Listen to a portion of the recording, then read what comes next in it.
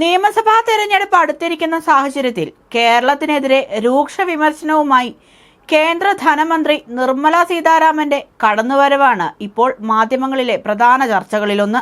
കേരള സർക്കാരിനെതിരെ നിർമ്മല സീതാരാമൻ പാർലമെന്റിൽ കടുത്ത ഭാഷയിലാണ് വിമർശനം ഉന്നയിച്ചത്. കേരളത്തിന് അനുവദിച്ച പണം സ്വീകരിക്കാൻ പോലും സംസ്ഥാന സർക്കാർ തയ്യാറായില്ലെന്ന് പറഞ്ഞ ധനമന്ത്രി ദേശീയ ദുരന്ത നിവാരണ ഫണ്ടിൽ നിന്നും 311.95 കോടി രൂപ അനുവദിച്ചെന്നും എന്നാൽ ഈ പണം പിൻവലിക്കാൻ അനുവദിക്കണമെന്നാവശ്യപ്പെട്ട് ഒരു അപേക്ഷ പോലും കേരളം നൽകിയില്ലെന്നുമാണ് ലോക്സഭയിൽ വ്യക്തമാക്കിയത്. കോൺഗ്രസ് എം പി മാണിക്യം ടാഗോറിന്റെ ചോദ്യത്തിന് മറുപടിയായാണ് കേരളവുമായി ബന്ധപ്പെട്ട വിഷയത്തിൽ കേന്ദ്രമന്ത്രി മറുപടി നൽകിയത്.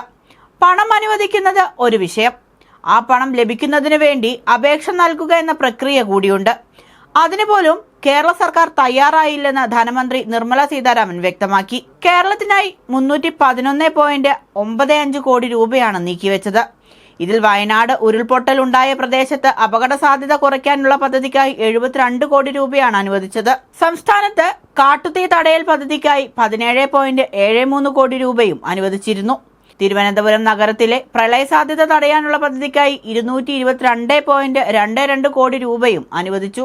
എന്നാൽ അനുവദിച്ച ഈ പണമൊന്നും പിൻവലിക്കാൻ കേരള സർക്കാർ തയ്യാറായില്ലെന്നും കേന്ദ്ര ധനമന്ത്രി ചൂണ്ടിക്കാട്ടി. കേന്ദ്ര സർക്കാർ അവഗണിക്കുന്നു എന്ന ആരോപണത്തിനിടെയാണ് കേരള സർക്കാരിനെ കുറ്റപ്പെടുത്തിക്കൊണ്ടുള്ള കേന്ദ്ര ധനമന്ത്രിയുടെ പ്രസ്താവന പുറത്തുവന്നിരിക്കുന്നത്. ഇതോടൊപ്പം ചേർത്ത് വായിക്കേണ്ട ചില കാര്യങ്ങൾ കൂടെയുണ്ട്.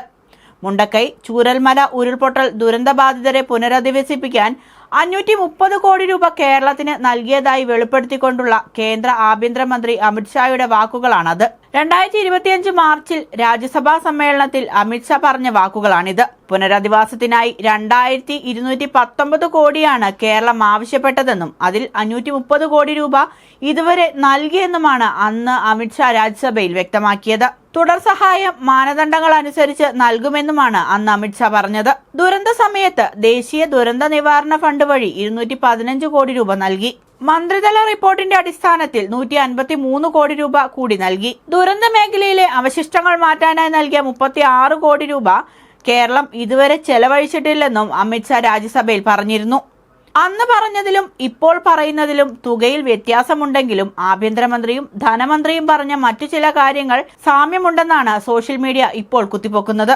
കേരളത്തെ കുറ്റപ്പെടുത്തുന്ന കാര്യത്തിൽ കേന്ദ്രമന്ത്രിമാർ ഒറ്റക്കെട്ടാണെന്നാണ് ധനമന്ത്രിയുടെ ഈ വാക്കുകളിലൂടെ വ്യക്തമാകുന്നത്. നിയമസഭാ തെരഞ്ഞെടുപ്പ് അടുത്തിരിക്കുന്ന പശ്ചാത്തലത്തിൽ തെരഞ്ഞെടുപ്പ് പ്രചാരണങ്ങളിൽ തീർച്ചയായും കേന്ദ്ര സർക്കാരിനെതിരെയും കേരളത്തിലെ ദുരിതാശ്വാസ ഫണ്ടുകൾ ലഭിക്കാത്തതിനെതിരെയും ചർച്ചകൾ നടക്കുമെന്ന് കേന്ദ്രമന്ത്രിമാർക്ക് നല്ലതുപോലെ അറിയാം. അതിനാൽ അതിനൊരുപടി മുന്നേ എറിഞ്ഞതാണ് ധനമന്ത്രി എന്നാണ് ഈ വിമർശനങ്ങൾക്ക് പിന്നാലെ സോഷ്യൽ മീഡിയയിൽ ഉയർന്ന വാദം. കേന്ദ്രത്തെ പഴിചാരാൻ നിൽക്കുന്ന കേരളത്തിന് മേൽ ആദ്യം തന്നെ ആരോപണം ഉന്നയിച്ച് തടിയൂരാൻ നോക്കുന്നതാണെന്നും ആക്ഷേപമുയരുന്നുണ്ട്. എന്നാൽ ഇതെല്ലാം കണ്ട് അന്തം വിട്ടിരിക്കുകയാണ് പൊതുജനം. കേന്ദ്രം പറയുന്നത് വിശ്വസിക്കുമോ അതോ സംസ്ഥാന സർക്കാർ പറയുന്നതാണോ വിശ്വസിക്കേണ്ടത്? സാധാരണക്കാർ എങ്ങനെ ഇതിനെയൊക്കെ മറികടക്കുമെന്ന ചോദ്യം മാത്രം ബാക്കിയാവുകയാണ്.